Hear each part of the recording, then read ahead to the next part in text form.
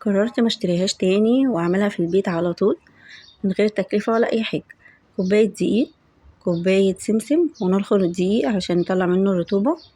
نقلب كلهم مع بعض كده، الدقيق والسمسم، نرفعهم كده على نار متوسطة او اقل من المتوسط، ونفضل نقلب فيهم كده لحد ما ياخدوا معانا لون التحميصة كده، يعني يبقى لونهم كده ابتدى يبقى دخل كده في البنيات الفاتحة.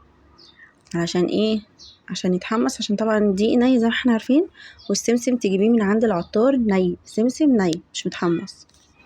نقلب بقى كده بالشكل اللي احنا شايفينه ده، زي يعني لحد ما ياخد اللون زي ما احنا قلنا كده، هيدي على اللون البيج كده زي ما احنا شايفين كده. نرفعهم بقى من على النار واقلب كده فيهم، اطلع منهم كده السخونية كده شوية. اجيب بقى الكبة او اجيب اللي هي المطحنة بتاعت الخلاط، مفيش اي مشكلة. احط فيهم الخليط ده اللي هو السمسم على الدقيق، وخلي بقى هنا معايا كوباية من الزيت. اطحن كده الدقيق على السمسم لحد ما يبقى عامل زي حبات الرمل كده، مفيش اي حاجة باينة من السمسم خالص. تمام. الكيلو منها يا جماعة بقى ب160 جنيه او حاجة زي كده يعني. فيعني لما تعمليها ب20 جنيه، يعني بتاع ربع كيلو ب20 جنيه هتعمليه، يعني الكيلو بقى ب60 جنيه. تمام. هنضيف بقى هنا الزيت ب160 قصدي. هنضيف بقى هنا الزيت شوية شوية زي ما احنا شايفين كده. حطيت انا هنا كوباية الا ربع من الزيت. طبعا هو الدقيق هنا برضو عامل زي ما كأننا بنعجن عجينة عادي، بياخد على قد نوع الدقيق. ممكن ياخد كوباية معاكي، ممكن ياخد معاكي نص كوباية، ممكن ياخد معاكي كوباية الا ربع. تمام. زي ما احنا يعني، زي نوع حسب نوع الدقيق. هفضل اطحن فيهم كده لحد ما نشوف كده بالشكل ده كده. انا خلاص تمام يعني طحنتها. بصوا شكلها بقت تمام قوي. طحينة يعني بقت طحينة يا جماعة والله. يعني احنا ليه نشتريها بالغالي قوي كده؟ يعني ما احنا بايدينا ب20 جنيه نعملها في البيت. بصوا خدت هنا معايا كوباية الا ربع من الزيت. هجيب بقى هنا علبة، طبعا ما فيهاش مية خالص ومتعقمة جدا كويس. تمام كده. هحطها بقى انا هنا في العلبة، تكون يعني محكمة من الغلق عشان تعرفي تقفليها وتحطيها في التلاجة.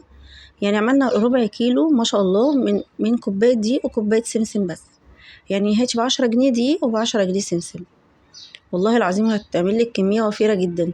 ممكن كمان تضيفي لها سوداني، يعني ممكن كمان على كوباية الدقيق وكوباية السمسم تحطي نص كوباية من السوداني، تحمصيه برضو. هيبقى تحفة جدا جدا جدا، وهيعزز معانا الطعم قوي. خلاص كده حطيتها في العلبة زي ما احنا شفنا كده. اجيب بقى، بصوا هنعمل بقى عشان انا كنت عامل حواوشي خدت منها كده حبة معلقتين، واعمل بقى كده طحينة جنب الحواوشي اللي انا كنت عاملاه. فعايزة اقول لكم يا جماعة، انا جيت اشتري فعلا والله العظيم انا اتصدمت من الكمية اللي كنت جايباها ب10 جنيه.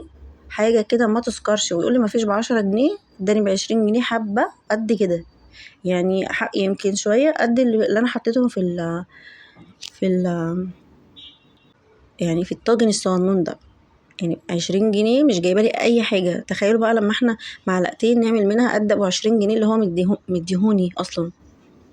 فلا يعني شكرا، يعني انا اتكسفت وخدتهم منه بقى اللي هو قلت والله لا اشتريها بعد كده، يعني مش هشتريها بعد كده.